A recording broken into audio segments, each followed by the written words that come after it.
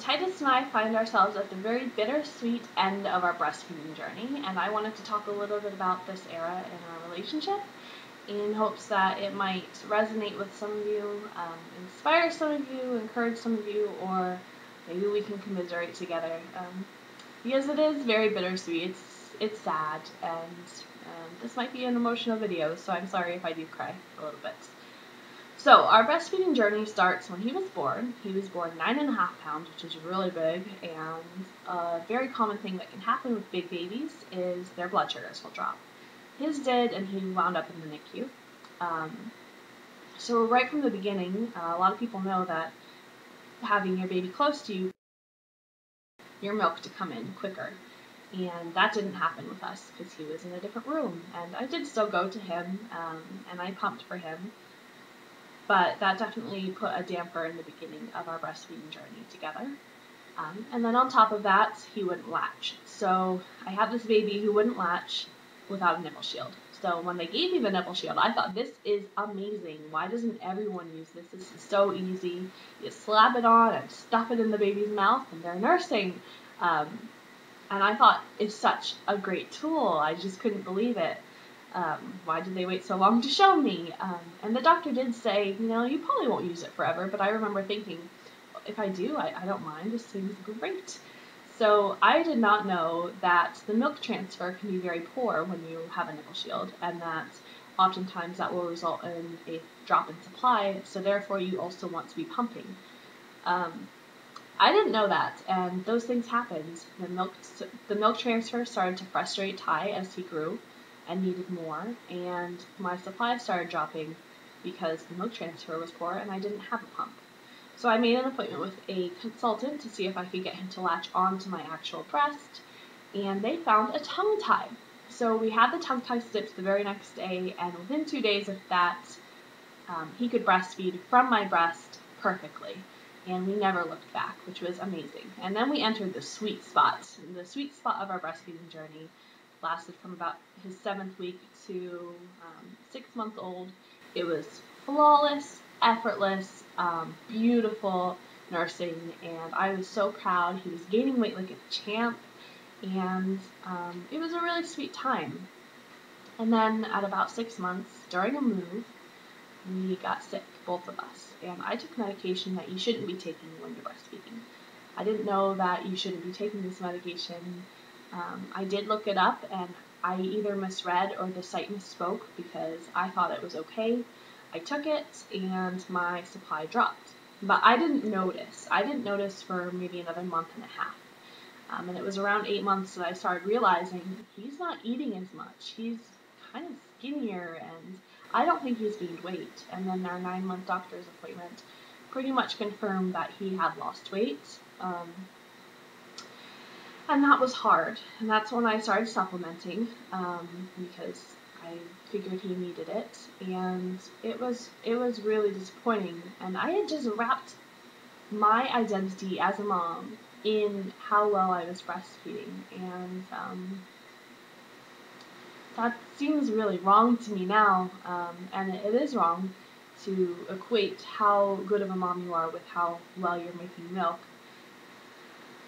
And I didn't do this for anyone else. It was just pressure that I was putting on myself, and the pressure increased. I got a pump back, as you saw in the 9-month video. I started eating lactation cookies. I started taking fenugreek like a mad woman. I drank water like crazy. I ate oatmeal more frequently, and all these things didn't do anything. My supply is still dropping, and now, a month later, he has gained weight because I have been feeding him primarily formula.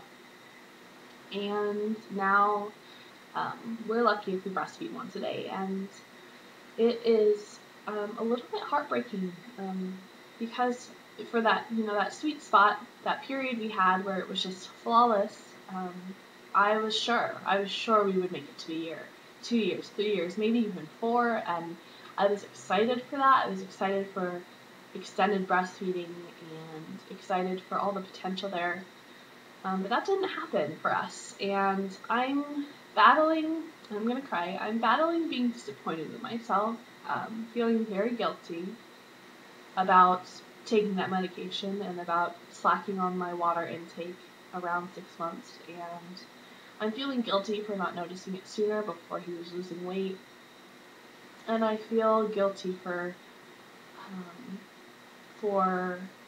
calling it a day, for saying, you know what, this is probably it. It feels a little bit like quitting to me. I don't know, I'm very torn about it. It's kind of depressing to me, to be honest. But it's not more depressing than breastfeeding at this point. Right now, when I get a letdown, the letdown is accompanied by a very strong sense of panic. Every single time, my anxiety levels skyrocket. And that's not okay. That's not healthy for me. And I was told very recently that breastfeeding is only healthy if it's healthy for both the mom and the baby. And while ideally, yes, you would breastfeed to a year, if it's starting to mess with your head, then that needs to be addressed too. And so I'm working really hard at being proud of 10 months. When I had such a different expectation of myself, and when I feel like I'm the one screwing, like I feel like I'm guilty somehow for not being able to reach that goal. I guess I'm making this to see if there's anyone else who feels like this, and to kind of say that if you are feeling like this, I would try really hard not to relate your milk production with how good of a parent you are, because those things have no correlation. And to say that fed is best. Well, yes, breast milk is the best nutrition a baby can get. There are other options, and formula is not evil. Yeah, it's not a bad thing. In fact, I think it's kind of a miracle that something like that exists, where, you know, it saved lives and it saved sanity. And I know right now it's difficult for me to come to terms with the end of this era. But we are, and it's something I need to kind of reconcile myself to. And I did find that you can turn your breast milk into jewels, like beads and charms, and so I'm going to get that made, and I'll show you guys when I get it. But I was able to pump enough to send in to get some jewelry made out of my breast milk, which I'm very excited to receive as kind of the good night.